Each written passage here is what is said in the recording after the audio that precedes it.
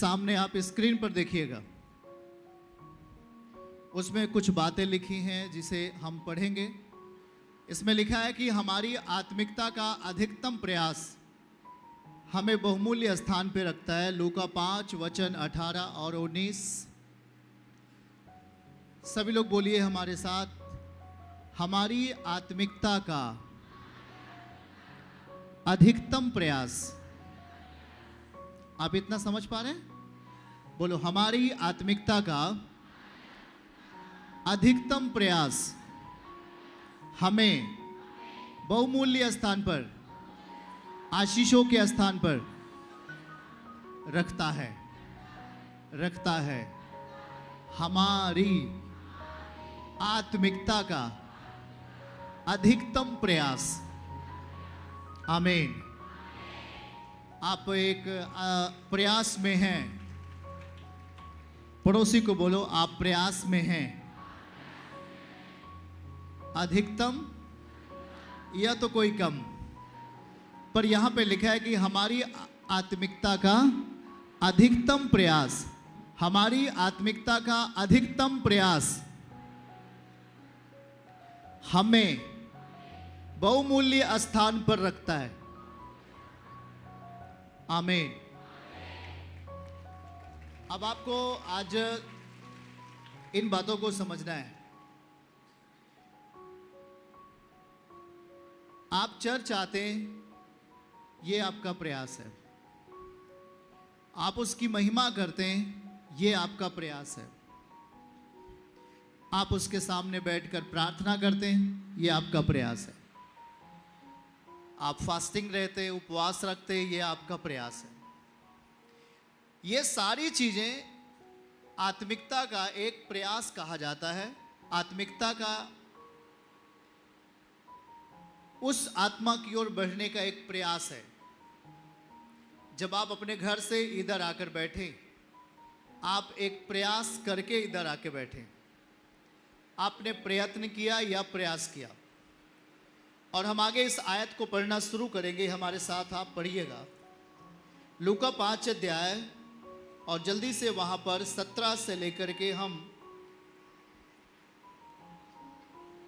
20 आयत तक पढ़ने का प्रयास करेंगे। कहिए हालेलुया। क्या आप गंभीर हैं कि नहीं हैं? आप गंभीर हैं कि नहीं हैं? चलो, एक दिन ऐसा हुआ कि वह उपदेश दे रहा था। फरीसी और व्यवस्थापक वहां बैठे हुए थे, जो गलील के यहूदिया से, हर एक गांव से, यरूशलेम से आए थे। और लिखा है कि चंगा करने के लिए प्रभु की सामर्थ उसके साथ थी। आमीन। नीचे आइए। और फिर लिखा है, देखो कई लोग एक मनुष्य को जो झोले का मारा हुआ था, अर्थात लकवे का मारा हुआ था, खाट पर लाए और उसे भीतर ले जाने और यीशु के सामने रखने का उपाय ढूंढ रहे थे। ओके। जब भीड़ के कारण उसे भीतर ना ले जा सके, तो उन्होंने छत पर चढ़कर खपरेल हटाकर खाट समेत यीशु के सामने उतार दिया। ओके। और उसने उनका विश्वास देखकर कहा, हे मनुष्य, तेरे पाप क्षमा हुए। आमीन। और फिर आगे हम पढ़ लेंगे। तो आगे ये लिखा है कि यीशु मसीह ने उसे उठाया, वो लकवे से मारा हुआ था, और उसे उठाया और कहा, तू चल। फिर 20 आयत तक हम इसलिए आपके लिए पढ़ रहे हैं। ध्यान से इस बात को समझिएगा कि वहां पर अगर हम इसे ध्यान से तस्वीरों के साथ, पिक्चर्स के साथ पढ़ना शुरू करेंगे, आप ध्यानपूर्वक देखिएगा। और वहां पर हम एक क्या देख पा रहे हैं कि एक लकवे से ग्रसित व्यक्ति, जिसे 4 लोग उठा करके किसके सामने रखने का उपाय कर रहे हैं? यीशु मसीह के सामने। अगर आप देखिएगा, लिखा है, परंतु भीड़ के कारण, बोलो भीड़ के कारण, कुछ न कुछ तो कारण आपके सामने आ ही जाता है। घर पे चला, टैक्सी नहीं मिला, देर हो गया। घर से चला, कुछ और कारण से आपको रोकना, या किसी चीज से कुछ न कुछ कारण ऐसे आपके सामने आते रहते हैं। पर यहां देखना है भाई बहन कि क्या लिखा है। वो लोग जैसे ही वहां पहुंचते जहां पर यीशु मसीह था, लकवे के रोगी को लेकर खाट पर, तो लिखा है भीड़ के कारण। ओ, अंडरलाइन कर लीजिए, भीड़ के कारण उसे भीतर ना ले जा सके। तो क्या वो वापस चले? जब वो यीशु मसीह के सामने नहीं जा सके तो क्या वो वापस चले गए? हम आपसे सवाल कर रहे हैं, बोलिएगा आप। भीड़ के कारण वो अंदर ना जा सके, क्योंकि बहुत सारे लोग थे और दरवाजे से बाहर तक लोग खड़े हुए थे, अंदर जाने के लिए कोई जगह नहीं थी। तब उन लोगों ने सोचा क्या? तब वो लकवे के रोगी को जो 4 लोग लिए थे, उन्होंने क्या सोचा कि अब इसे छत के ऊपर लाया जाए। कहां पर?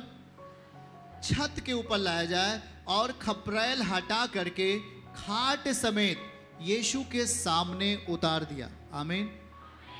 सवाल ध्यान से सुनिए, बोलिए हमारा अधिकतम प्रयास हमारी आत्मा का या हमारी आत्मिकता का अधिकतम प्रयास हमें लज्जित, बोलना है, हमें लज्जित नहीं होने देगा। अगर आप इसे सोच पा रहे हो तो कितने लोग इसे सोच पा रहे?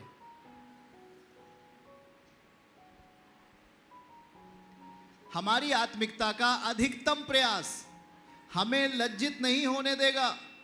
और जी कितनी बार पर प्रभु कहेगा बस तेरा काम खत्म, अब तेरा काम खत्म। याद रखना इस बात के लिए, अगर वहां हम देखें पूरे द्वार पर भीड़ की भीड़ थी, अंदर नहीं उस लकवे के रोगी को डायरेक्ट अंदर नहीं लेके जा सकते थे, तो उन्होंने प्रयास को अनोखा बना दिया।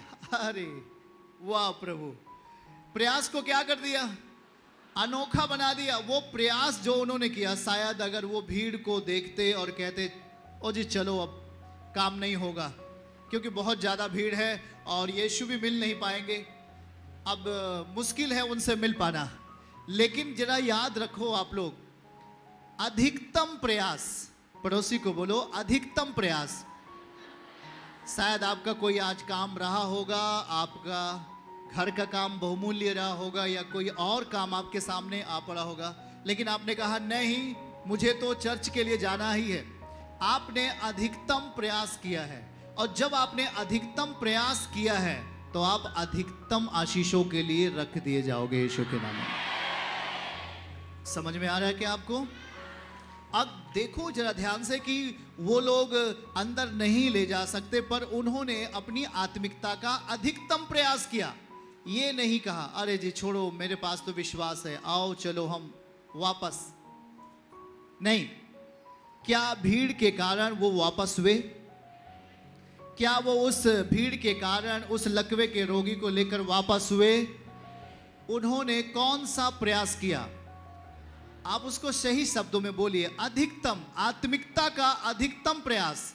जब आप यीशु मसीह के पास आने के लिए प्रयास करते हो, वो आत्मिकता का अधिकतम प्रयास कहलाता है। और जो आत्मिकता का अधिकतम प्रयास ले लेता है, और इसको अगर हम ठेठ हिंदी में बोले जिद्दी,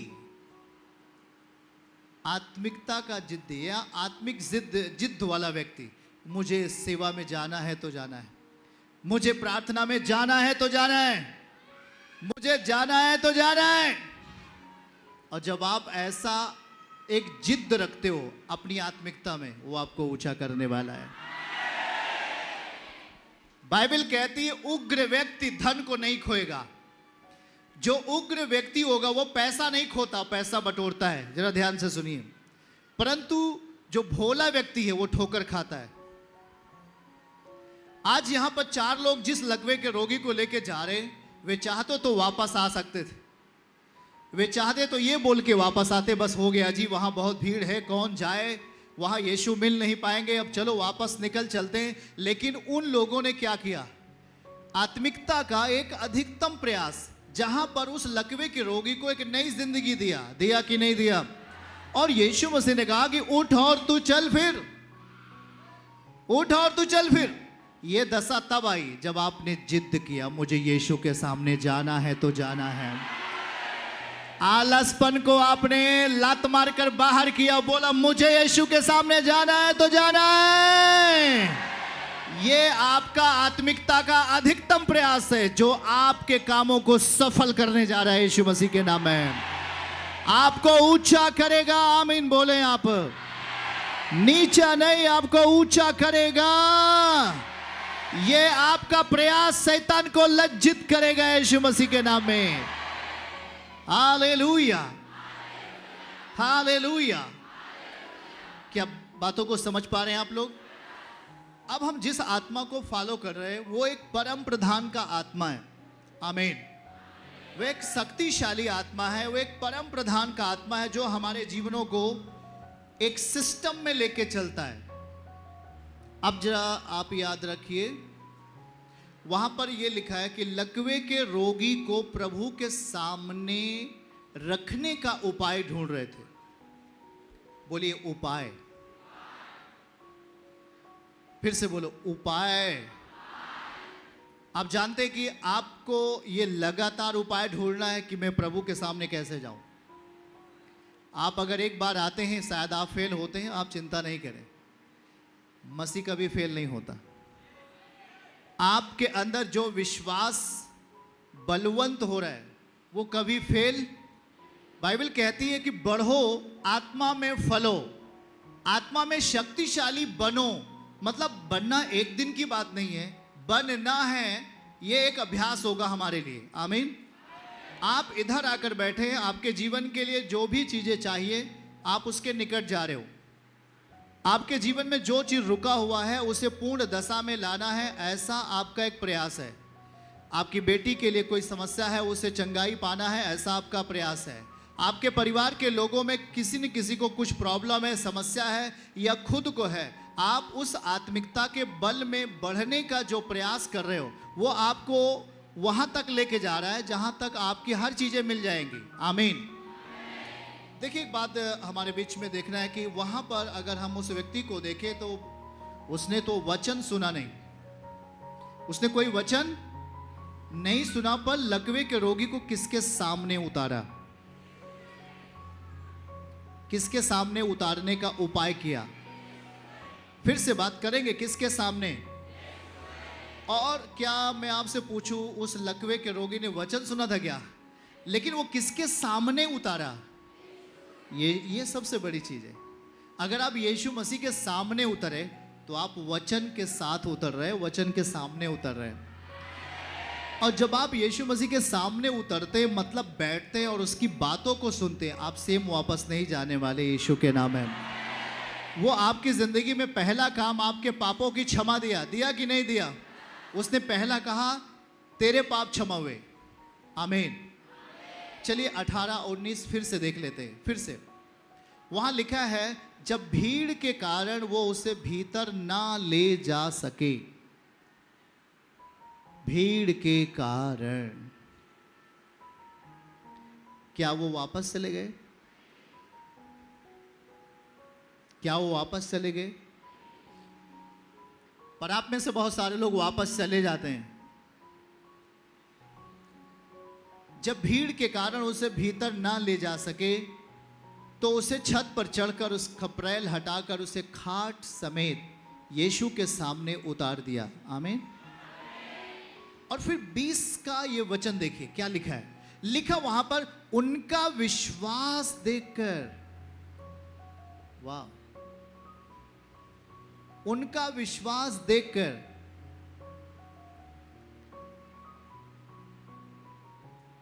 उनका विश्वास देखकर, इसका मतलब कि वो जो कर रहे थे वो एक विश्वास का स्वभाव था। जो वे लोग कर रहे थे, प्रभु के सामने आ रहे थे, यीशु के सामने उस लकवे के रोगी को रखने का प्रयास कर रहे थे, वो उनका विश्वास था। और इस विश्वास के साथ जब वो लकवे के रोगी को प्रभु के सामने रख देते हैं, तो प्रभु यहां पर लिखा गया है, उनका विश्वास देखकर कोई मेरे सामने पहुंचने के लिए क्या कर सकता है? एक छत को भी फाड़ सकता है। मतलब जो रास्ते में रुकावट आए उसको देख करके हमें पीछे नहीं हटना। जो समस्याएं हमारे जीवन में आए उसे देख करके हमें पीछे नहीं हटना। वहां भीड़ एक समस्या थी, दूसरा छत एक समस्या था। तो क्या वो समस्या को देखकर पीछे हट गए? उन्होंने क्या किया? कौन सा उपाय किया? लिखा है कि छत को फाड़ दिया। अरे छत को फाड़ा है, क्या उन्होंने अच्छी बात किया गया? लेकिन जरा समझो, आप विश्वास को किस तरीके से आप अपने आप में लेके जा सकते हो, विश्वास किस तरीके से आगे बढ़ा कुछ कार्य को करते हुए। सही है कि नहीं? शायद साधन नहीं मिला, परंतु आपने कहीं ना कहीं से साधन को प्राप्त किया होगा। शायद आपके पास और भी किसी चीज की घटी रही होगी, परंतु आपने उसे ध्यान नहीं दिया और अपने आप के पैर को पीछे नहीं किया और आप यहां तक आ गए। आपने जो ये सब प्रयास किया उसको हम बोलते हैं विश्वास। आमीन। ये आपने विश्वास की भूमिका में किया है, ये विश्वास का कैरेक्टर है। आमीन बोलिए आप। और उस विश्वास के साथ मिला हुआ है परमेश्वर का वचन। हालेलुया। यीशु मसीह ने उसे चंगा करके उसे भेज दिया, लेकिन चंगा करने के पहले उसने कहा तेरा विश्वास, तेरा विश्वास। क्या लिखा? दिखाइए उसको। उसने मतलब यीशु मसीह ने उनका विश्वास देखकर उससे कहा, हे मनुष्य तेरे पाप क्षमा हुए। आमीन। सोच सकते हो कि आपका विश्वास आपके पापों की क्षमा है। आपका विश्वास आपके पापों की क्षमा दिलाता है जब आप विश्वास की भूमिका में जीना शुरू करते हो। आपके सामने कुछ रुकावटें होती हैं, आपके सामने कुछ ऐसी समस्याएं आती हैं जिससे आप विश्वास में बन न पाओ। शैतान पूरा प्रयास करेगा आपके सामने कोई कारण रखने का कि आप चर्च नहीं आ सके, आप प्रार्थना के साथ संगति नहीं कर सके, आप प्रभु के सामने नहीं आ सके। आपके सामने ऐसे कई कारण शैतान ला के रखता है।